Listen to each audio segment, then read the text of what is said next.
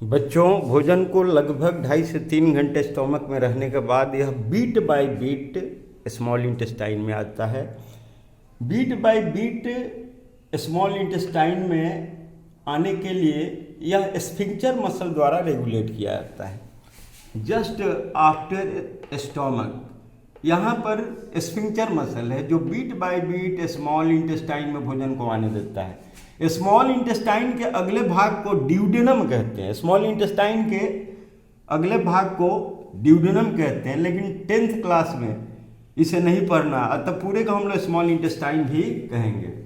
इस तरह अगले भाग में 2 ग्लैंड्स खुलते हैं यूनाइट होकर के। लीवर से जो गॉल ब्लैडर है इससे एक डक्ट आती है और यहाँ पैंक्रियास से डक्ट आकर के दोनों यूनाइट हो गई है। यह जो है स्मॉल इंटेस्टाइन में खुल जाता है।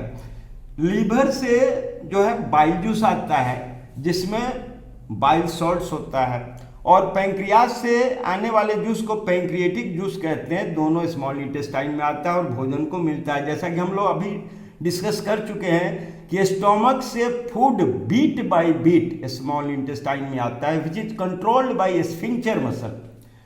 अब बाइल जूस जो है वह एसिडिक भोजन, जो स्टोमक से भोजन, स्टोमक में भोजन स्टोमक से जो आता है वो एसिडिक होता है, उसको अल्कलाइन बनाता है। बाइल जूस का काम है भोजन को अल्कलाइन बनाना। तो भोजन अल्कलाइन इसलिए बनाया जाता है क्योंकि पैंक्रियास से आने वाले एक प्रोटीन डाइजेस्टिंग एंजाइम ट्रिप्सिन द्वारा इस पर एक्ट हो सके। ट्रिप्सिन जो है प्रोटीन पचाने वाला एंजाइम होता है, वह प्रोटीन पर तभी एक्ट करेगा जबकि भोजन जो है अल्कलाइन हो। तो इस तरह इसका काम है, पहला काम है बाइल जूस का काम कि भोजन को अल्कलाइन बनाना। दूसरा जो बाइल जूस में बाइल सॉल्ट्स होता है, यह भोजन में उपस्थित अर्थात फूड में उपस्थित फैट के बड़े ग्लोब्यूल्स को छोटे ग्लोब्यूल्स में कन्वर्ट कर देता है। This is called emulsifying action of bile salts on fat. इसको हम लोग फैट पर बाइल सॉल्ट का इमल्सिफाइंग एक्शन कहते हैं।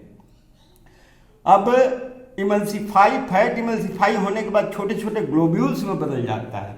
ओके, अब इससे आने वाले 3 डाइजेस्टिव जूसेज हैं। कौन कौन? इसमें है एमाइलेज, ट्रिप्सिन और लाइपेज, जो जैसा कि आप लोग पहले भी पढ़ चुके हैं। एमाइलेज जो है वह मुंह में भी सलेवरी ग्लैंड से रिलीज किया जाता है जो स्टार्च को पचाता है। तो स्टार्च को यह पचाता है, शुगर में कन्वर्ट करता है। कौन? Amylase. Amylase converts starch into sugar. दूसरा है ट्रिप्सिन, जो है वह अल्कलाइन भोजन पर प्रोटीन पर एक्शन करता है। अल्कलाइन मीडियम में भोजन में उपस्थित प्रोटीन को पचाता है। कौन पचाता है? ट्रिप्सिन। लाइपेज जो है इमल्सिफाइड फैट को पचाने का काम करता है। लाइपेज इमल्सिफाइड फैट को पचाने का कार्य करता है। इतना डाइजेस्ट होने के बाद अब फूड धीरे धीरे आगे बढ़ता है स्मॉल इंटेस्टाइन के हिंड भाग में।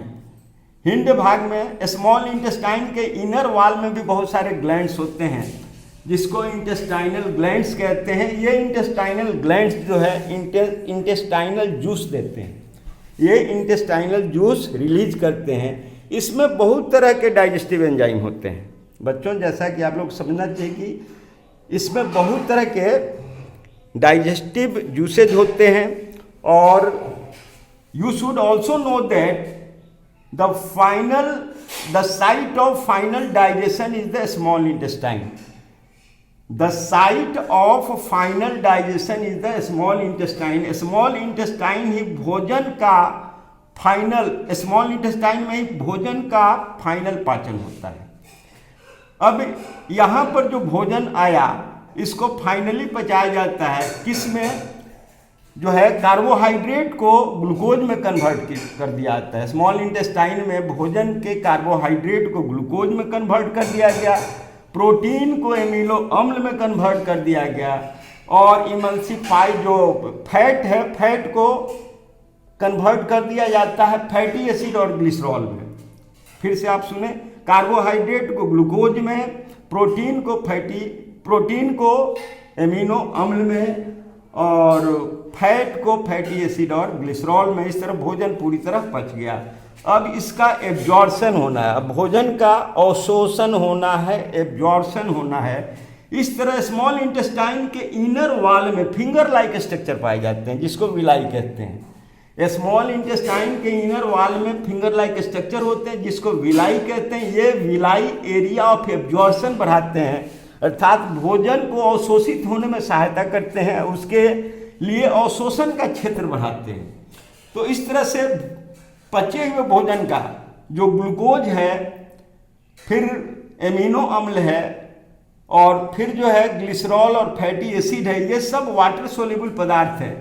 ये जल्दी से जल्दी एब्जॉर्ब हो जाते हैं स्मॉल इंटेस्टाइन में, जो कि ब्लड कैपिलरीज में फिर जा करके ब्लड में मिल जाते हैं। ब्लड कैपिलरीज उन्हें ले लेता है, अर्थात ये पचे हुए भोजन ब्लड को मिल गए। अब जो अनडाइजेस्टेड रिस्ट पार्ट है वह लार्ज इंटेस्टाइन में आता है। यहाँ पर अपेंडिक्स आप लोग देख रहे हैं, इसका फंक्शन हम लोगों में नहीं होता है। अपेंडिक्स का फंक्शन हम लोगों में नहीं होता, ये हर्बीवोरस एनिमल में इनका कार्य है।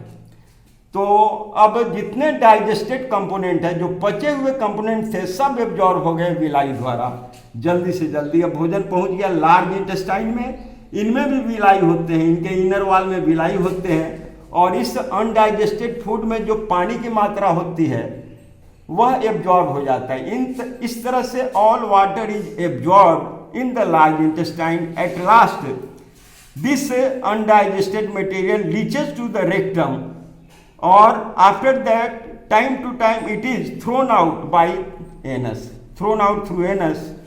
धन्यवाद।